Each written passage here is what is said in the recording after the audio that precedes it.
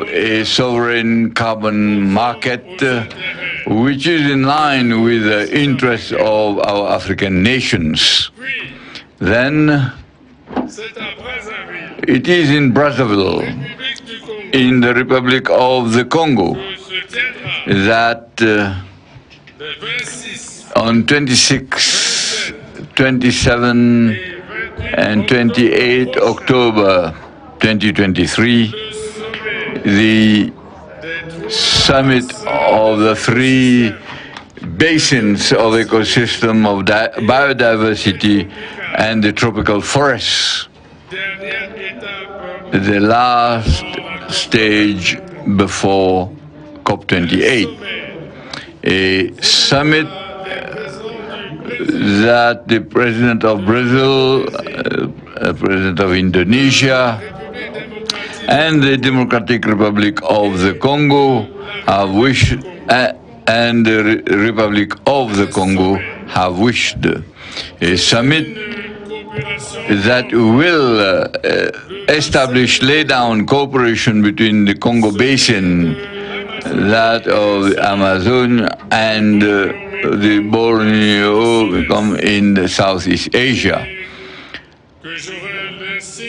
And I will have the single honor to host as the chairman of the Congo Basin Commission. Excellencies, heads of state and government, ladies and gentlemen, the three basins concentrate, in fact, 80% of world biodiversity and constitute the regulator of the carbon balance of the world.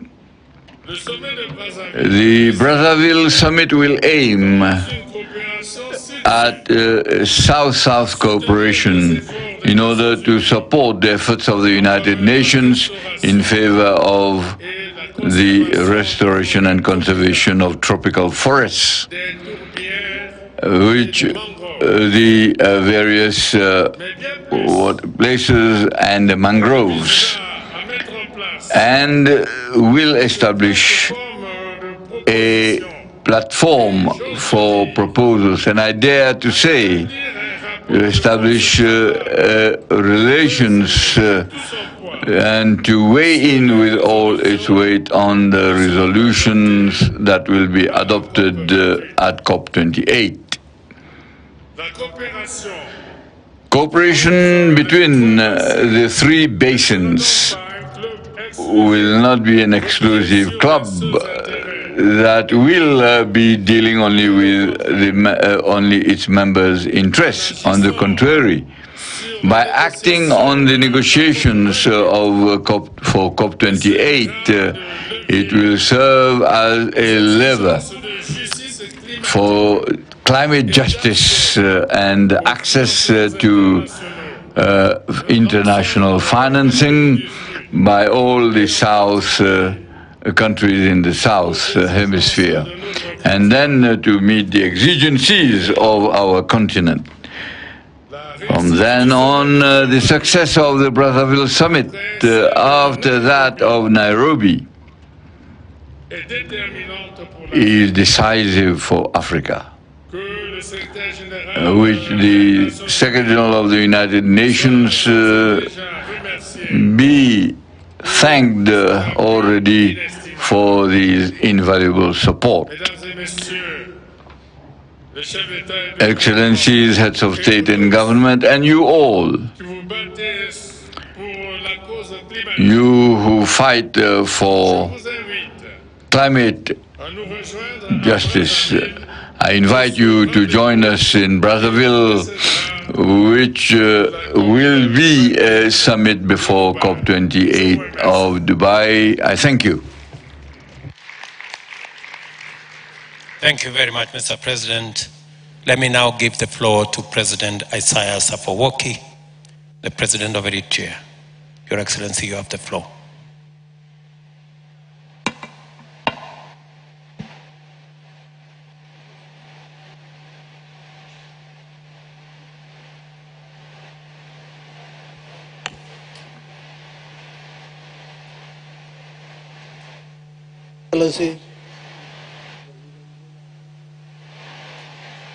Excellencies, heads of state and government, distinguished delegates, ladies and gentlemen.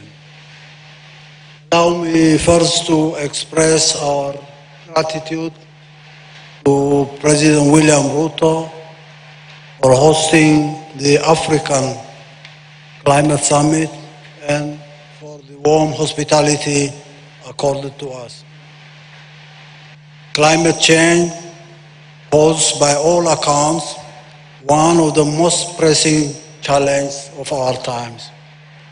Its impact in Africa will be immensely aggravated, compounded as it is by a host of other major hurdles. Extreme weather change that entail more frequent and intensified droughts, irreversible change to Africa's ecosystem, marine biodiversity, as well as rich flora and fauna, cannot bode well in Africa's potential and aspirations for rapid economic growth. They will also mortgage the opportunities and livelihood of future generations. True, there are reservations and skepticism on the accuracy of the forecast and doomsday predictions in relation to the voluminous scientific data collected so far. There are also those who bemoan media hype and sweeping generalizations pronounced in various conferences. But these differences of emphasis notwithstanding, the gravity and urgency of the situation will be downplayed only at our collective peril. In this perspective, and in our modest view, efficacy and impact of our collective response is positively correlated with the linkage and synergy we develop in a three-pronged approach: the national, continental, and global platforms and networks. The policies we articulate and the implementation mechanisms we map out at the individual national level will not provide the primary panacea to this global challenge. The second tier approach that has particular relevance to the summit, here are the programs that can be pursued at the collective continental level and supplement our individual national endeavors. In this context, Africa can tap and incorporate the numerous scientific measures undertaken by global players in the field to bolster its purposeful mitigation measures. At the institutional level, it will be important for our continent to establish its own professional African advisory panel to undertake timely research and complement available literature on the subject. The structure can cascade down to regional and national levels as appropriate, so as to generate comprehensive and accurate scientific research and information that has wider validity and applicability for all the constituent parts. Africa must strive to foster and develop viable and national framework of cooperation on climate change at the global level or in the third track. This is vital both for reasons of synergy and also because Africa deserves much support as it has largely been on the receiving end. Indeed, its greenhouse gas emission footprint has been and remains comparatively small.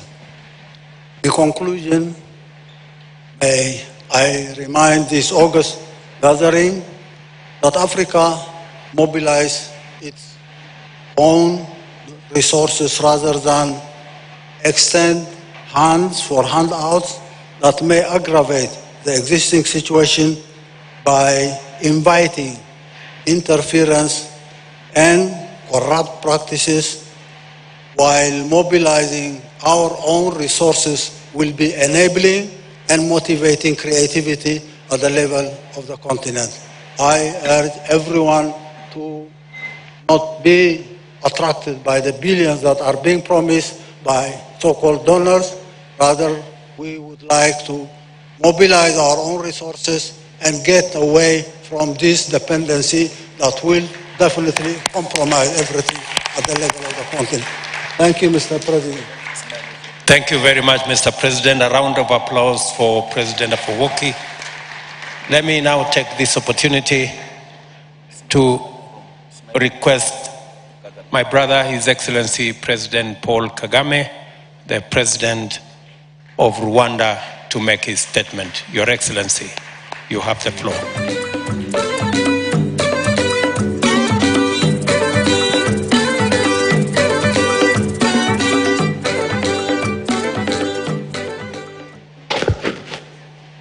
Excellency, Dr. William Samoei Ruto, President of the Republic of Kenya, Excellency Azali Assoumani, President of the Union of the Comoros and Chair of the African Union, Excellencies, Heads of State and Government, Excellency Musa Faki Mahamat, Chair of the African Union Commission, Excellency Ursula von der Leyen, President of the European Union Commission, Right Honourable Patricia Scotland, Secretary General of the Commonwealth, Excellencies, First Ladies, distinguished ladies and gentlemen. First, I wish to thank President Ruto for hosting us in a beautiful and vibrant Nairobi for the Africa Climate Summit, organized in collaboration with the African Union. Every year, the world is reminded of the real and growing threat of climate change. Recent findings tell us all kinds of stories, including that July was the hottest month ever recorded in human history. Africa continues to carry the burden of rising temperatures, despite contributing the smallest share of global greenhouse gas emissions. We cannot just keep talking about it without doing what is required to fix the problem. This is unfair, but in the long run, playing the blame game is not the answer. A more pragmatic approach is for Africa to be a key player in the search for global climate solutions. Africa stands united and should remain so in this and in its position. In this regard, allow me to take this opportunity to commend President Dr. William Ruto for his exceptional leadership of the Committee of African Heads of State and Government on Climate Change. In Rwanda, we want the private sector to play a greater role in building a green economy. Our strategy is to position ourselves as an attractive destination for international climate financing and investment. That's why the COP27, at that summit, Rwanda launched Ireme Invest, a green investment facility created by the Rwanda Green Fund in partnership with the Development Bank of Rwanda. So far, more than 200 million has been mobilized, US dollars that is, from domestic and international partners, including the European Investment Bank and the Green Climate Fund. We have also been working closely with the International Monetary Fund as a participant in the Resilient and Sustainability Trust. We have access to long-term financing to further integrate climate into our economic policies. This is a good sign that the international community is taking seriously the call to reform our global financial architecture. But there is still room for improvement. In this context, I welcome the discussions held at the Paris Summit for a new global financial pact. The Bridgetown Initiative, spearheaded by Prime Minister Mia Mottley of Barbados, also deserves consideration and serious attention. Any meaningful structural change must favor debt restructuring and lower interest rates, as President William Ruto has so eloquently explained. As chair in office of the Commonwealth, Rwanda supports the development of a multi-dimensional vulnerability index led by the United Nations in partnership with small island developing states. Gross national income, GNI, does not accurately measure a country's vulnerability to climate change. In any case, small islands and developing states should not be penalized for having higher income levels. Ultimately, what Africa wants is fair and equal partnership, which takes our priorities into account.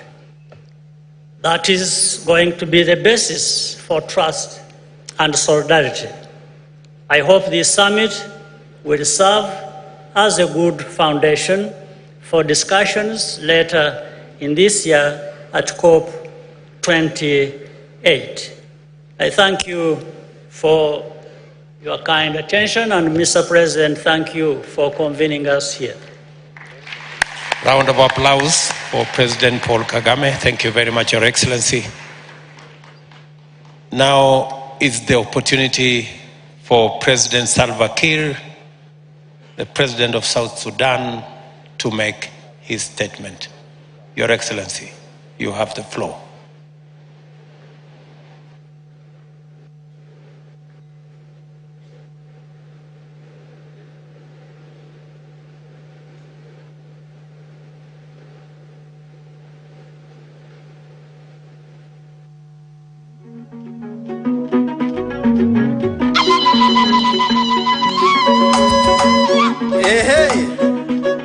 Bana ba Kenya namugeze mulembe gundi waya mumbe kama rumwelezera ko bulayi bwo kubanenda kama tunda ko buru mu Kenya.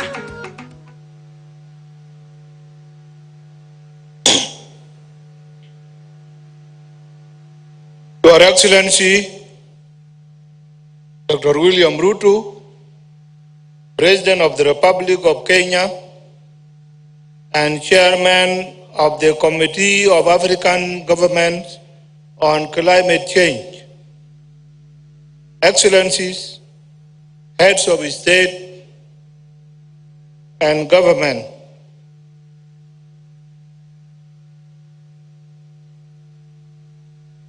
Your Excellency Antonio Guterres, United Nations Secretary General, Your Excellency John Kerry, United States Climate Change Envoy, Your Excellency Dr. Sultan Ahmed Al-Jaber, COP28 President Designate, and the UAE Special Envoy for Climate Change.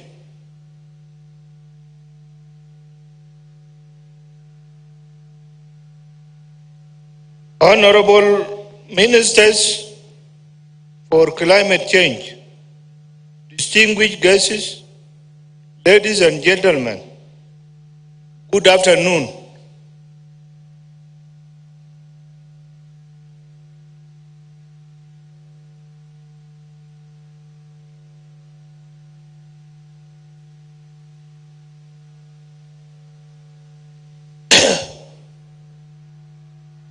Let me start my remarks by expressing my deepest gratitude to the government and the people of Kenya for the warm welcome and for successfully hosting this first Africa Climate Change Summit. Excellencies, the biggest threat faced by humanity today is climate change. It is a threat whose effects are felt by all.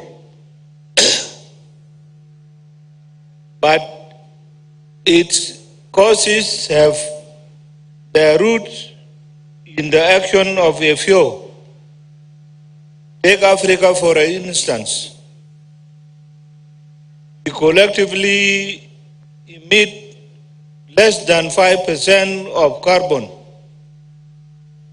but we are the most vulnerable region. My country, South Sudan, with tiny emissions, for example, is currently experiencing floods, droughts, heat waves, and irregular rain patterns. We have over 2 million people who have lost their livelihoods as a result of climate change and are in dire need of support. In the face of this reality, we cannot continue to lament about the impact of climate change, nor continue to wait for the financial support that has been promised but not delivered. We must seize this opportunity given to us by this African Climate Summit to come up with additional ways to address the impact of climate change. Why am I calling for additional measures?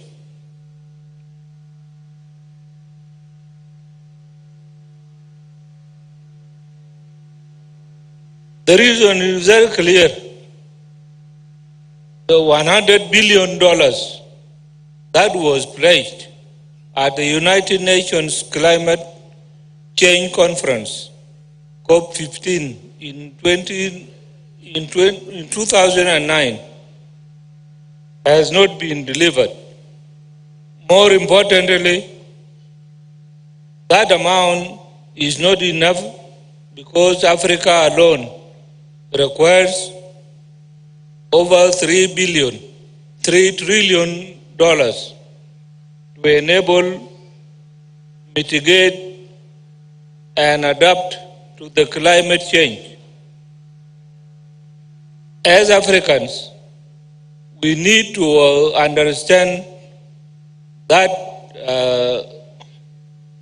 transitioning to low carbon economy will come from within, and its path lies in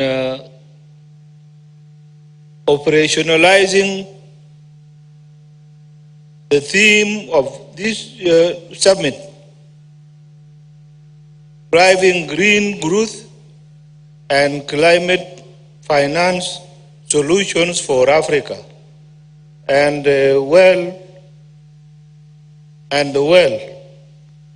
this is the way to go.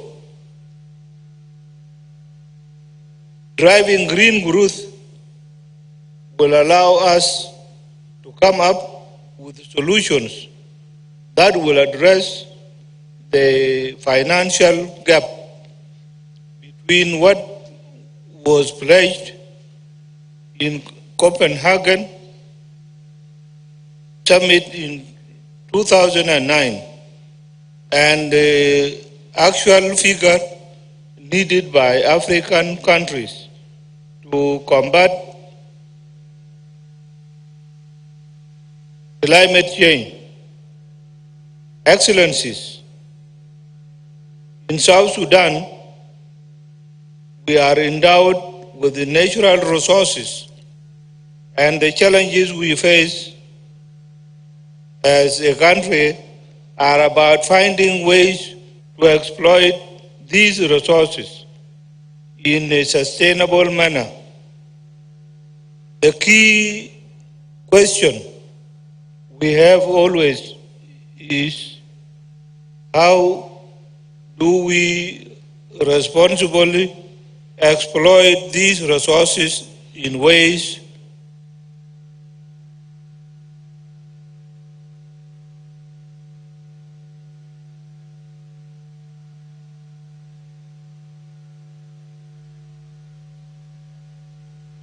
that contribute towards mitigation and adaptation to the impact of climate change.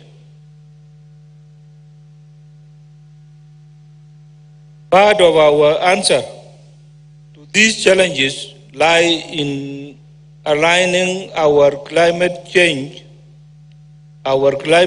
policy with climate action plan that cuts emissions and adapt to climate impact.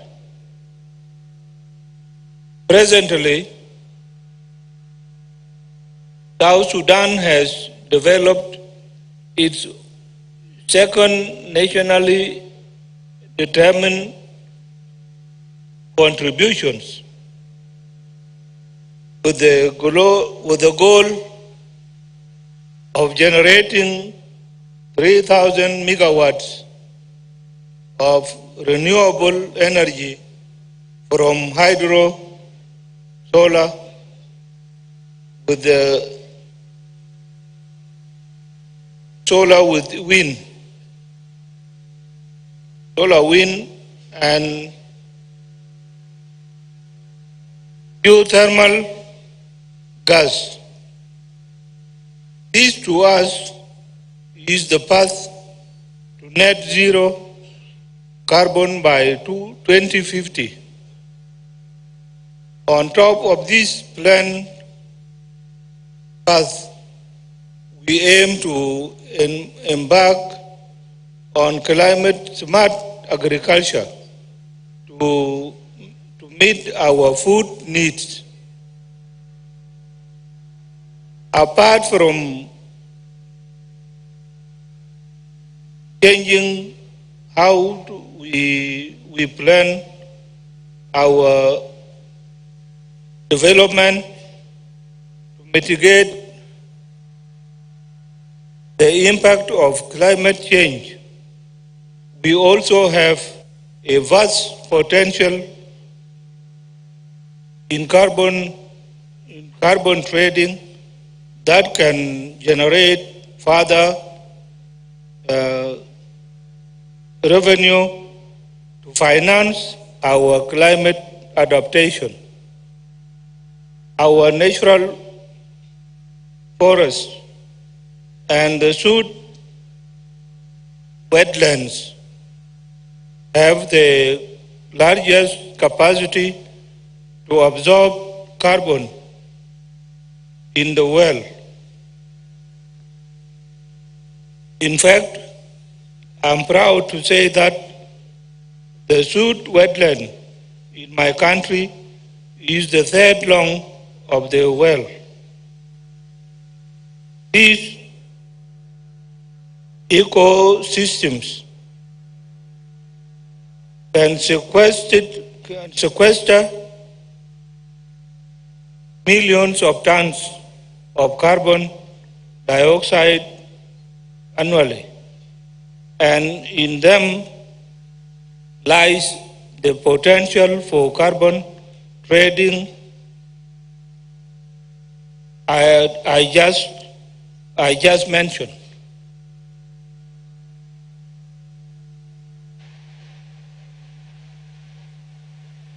Excellencies, what I have enumerated are steps we can take individually as countries to reverse the impact of climate change. However, we in the global south expect developed countries to play their part, first by cutting their emissions by over 45%, and second, by living their commitment that was made in 2009 in Copenhagen to finance climate adaptation in developing countries. We cannot meet the target of maintaining the temperature rise to 1.5 Celsius by 2030 if the developed countries fail to meet their commitments, both in providing resources to assist with climate adaptation and leading the way in cutting their own emissions. Once again, I congratulate Kenya for successfully organizing the first Africa Climate Summit. I hope that all of us will speak with one voice at COP28 in Dubai. The time for climate action is now. I thank you very much.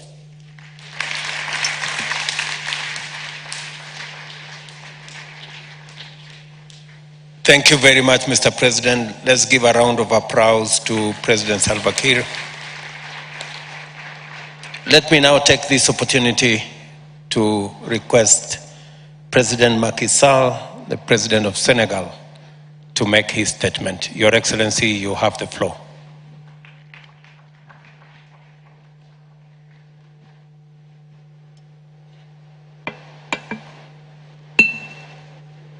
Thank you very much, President William Ruto, dear brother,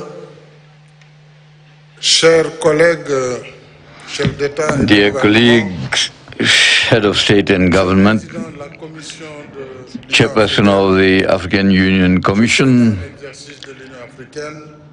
Mr. Current Chairman of the African Union, Heads of Delegation, Honorable Ministers, distinguished participants. I thank you, President Ruto, for your kind invitation and the brotherly welcome accorded to us, and for the invitation to this first Africa Climate Summit. I want to congratulate you on your leadership and as has been demonstrated in your very powerful statement this morning. The time is ripe for taking stock of the implementation of the commitments on climate and also to agree on an African common position. Everybody knows the risks and dangers related to global warming that continue to affect our countries, and worse still, they have even worsened. The last report of IPCC confirmed that the African countries will be the most impacted by climate change, while they contribute less than 4% of global warming. Africa, we must say, reacts in line with its measures, in line with its means, through innovative and search for solutions or decarbonization and also the climate change. At the global level, 11 Saharan countries execute the project of the Great Green Wall for a decade now. On that score, Senegal implements a reforestation program of 500,000 hectares of indigenous forests, and in order to stop the encroachment of the desert and restore, rehabilitate soil, the biodiversity, and support the silvopastoral activities. We pursue our efforts to, in fact, execute the carbon resilient projects, and particularly as regards energy transition. And thanks to the implementation of our mixed energy programs, renewable energy represents today 31% of our installed capacity, and part of it is from solar energy, and the other components come from wind and hydroelectric power. We at present implement an important program of rural electrification of more than 1,000 villages, financed at the cost of 75 million euros, together with the Green Climate Fund and also with the West African Bank. These efforts will be strengthened thanks to the strategy. That is, we need to agree, and we cannot prevent Africa from using its domestic energy sources. We, in this transitional phase, ensure that the solutions, African solutions, be over in carbon and also be resilient, and obviously for those who pollute more or less than 3%, that energy transition be abandoned.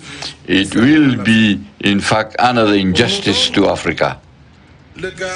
For us, gas is an energy transition, and our policy in energy transition towards net zero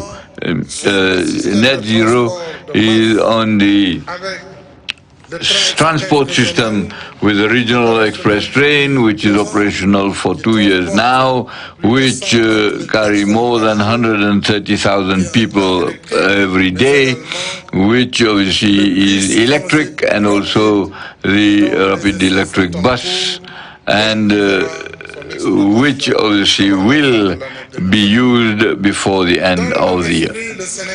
In the same spirit, Senegal signed last June with the partners of G7 its program for an energy transition which is based on JEPI, with an investment that requires the mobilization of 2.7 million euros. And we have the ambition of raising it to 40% of renewable energy in our energy mix by 2030.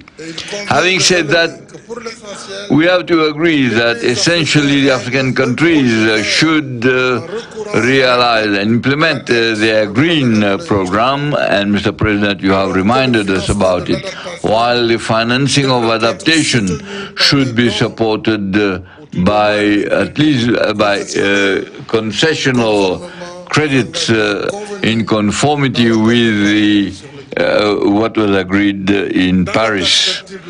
In the perspective of COP28, we should pursue our advocacy for the mobilization of resources dedicated to green financing.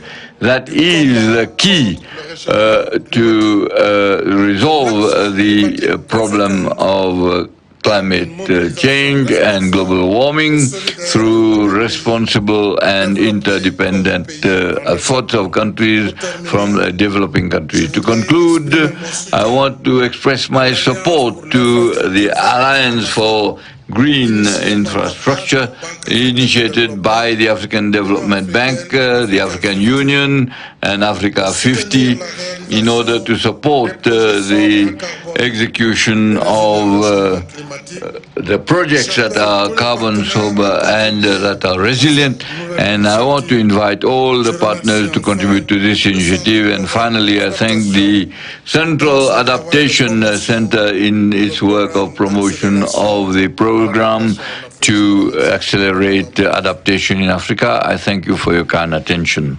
Thank you very much, Mr. President. A round of applause for President Macky Sall, please.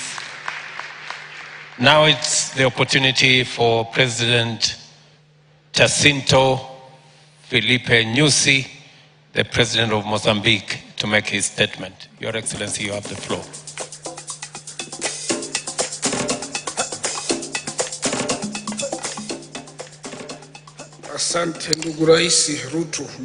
Thank you very much, Ruto, for this opportunity.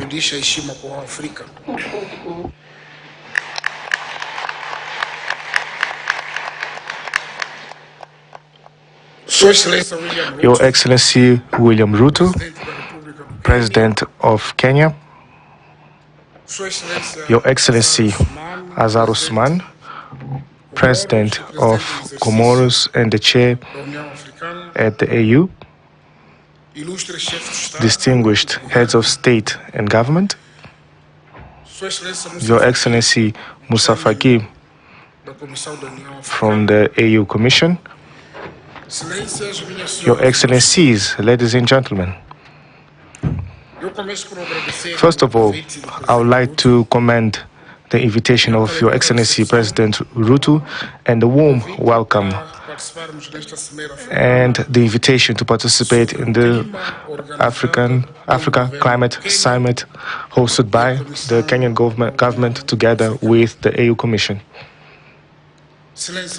Your Excellencies, the decision by the African Union General Assembly to host this event is in order to have a shared African vision regarding the climate crisis that is affecting the world and mostly Mozambique, Africa. And looking specifically at Mozambique, the country is cyclically ravaged by the impacts of climate change. It's not what I've heard about. This is what we live.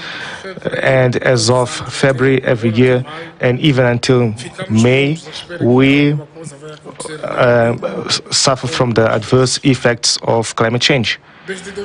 Since 2019, we have suffered from the cyclones Idai, Dineo, Freddy, amongst others. We had many natural storms and drought. Cyclone Freddy was extraordinary because it took longer time, more than 14 days, and we were affected twice by Cyclone Freddy, because first affected us on the coast and then went back, and then it affected again Mozambique on its pathway to Malawi. We know that such disasters affect negatively populations in Mozambique, not only, but in other countries. Your Excellency, your President, the interventions that we've heard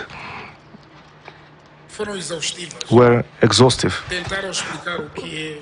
Such statements try to explain what is climate change and what are the impacts of climate change. So I'll not be repetitive, and I would like to be more objective and straightforward by sharing the experience of Mozambique with regard to climate change, prevention, mitigation, and adaptation, and to emphasize the following. First,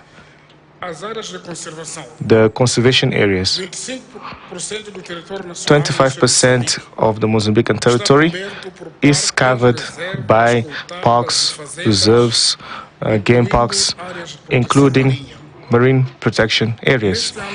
In this perspective, different actions were endeavored by the Mozambican government, together with private partners and local communities, in protecting these areas that have led to the reduction of poaching of rhinos, lions, as well as illegal logging. So why am I referring to the cooperation of communities? Because very often we just talk at a high level, but those that are living those realities with the nature is communities. So they have to be collaborating with us in order to protect what are their livelihoods. I've also spoken about elephants.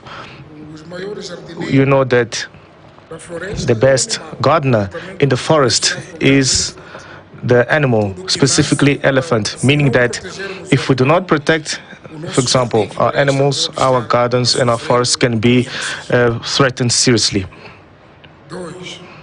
Secondly, Mozambique hosts the most extensive Miombo forest, which is the largest ecosystemic system in the world, and it extends for more than 2,564 kilometers throughout the Zambezi Basin.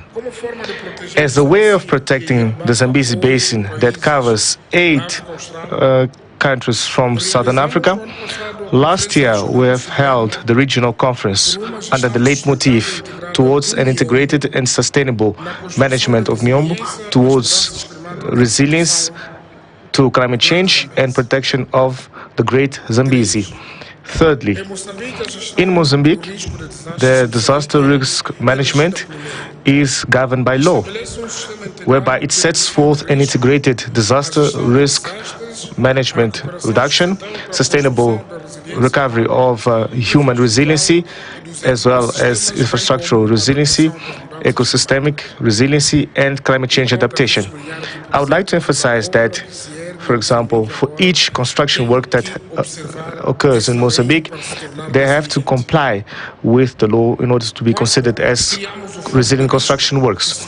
Fourth, we have created disaster risk insurance in order to cater for situations of natural disasters and support of vulnerable groups. One of the efforts towards disaster risk management and reduction is by engaging local communities, as also referred, but we are also prioritizing conservation agriculture. This is relevant in our strategy towards food security, and we promote the preservation of soil quality, the preservation of water resources, the prevention of wildfires that led to deforestation and adverse effects from climate change. Moreover, the management of biomass energy, considering that our rural communities greatly rely on firewood. So we have been expanding rural electrification based on our national grid from the Cabora Bassa Dam, and solar grids within the initiative Energy for All. Besides expanding the Cabora Bassa Dam that serves up some of the countries in Southern Africa, we are also prioritizing some hydroelectric projects such as Pandankua as well as the Ntemani gas plant. And Ntemani will have around 400 megawatts, with the major one. We have the territorial planning project. Through the territorial development and spatial planning. And this occurs because very often we see that people just build unregularly. And if we do not plan how we are going to build our urban spaces, we can lead or contribute towards erosion.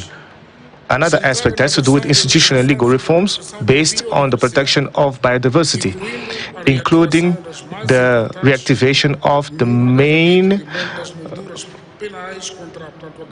fines, and meaning that we have severed fines and penalties against poaching, related to poaching, as well as illegal logging.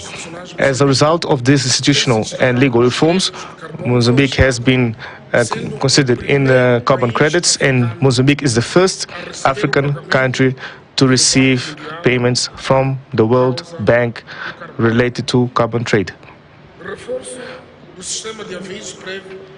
By strengthening the early warning system, we have implemented the program One District, One Weather Center. I'm just emphasizing what we're doing as a country because we cyclically suffer from adverse weather effects. So we have decided to strengthen our early warning systems so that communities are ready when those disasters strike us. This year we have also inaugurated the Beira meteorology radar in the central part of our country in order to detect cyclones in a radius of 400 kilometers, and we are planning on setting up 2 additional radars in the northern and southern part of the country. Hence, we will be covering the whole country. We also adopted the Maputo Declaration regarding the integrated early warning system that fits into the national operational and strategic goals. We would also like to share that Mozambique also hosts the the SADC Humanitarian Operation Center, which is a center aiming at protection and prevention. Mozambique has an extensive coastline of around 2,700 kilometers, meaning that we should give special attention to the ocean as the regulator of temperature and climate in the planet. We have ratified the Marpol Convention of 1978 regarding sea pollution that also complements the national legislation regarding illegal fishing and the protection of marine diversity. Meaning that if we do not protect our biodiversity, we are going to contribute towards negative impact of the environment, especially the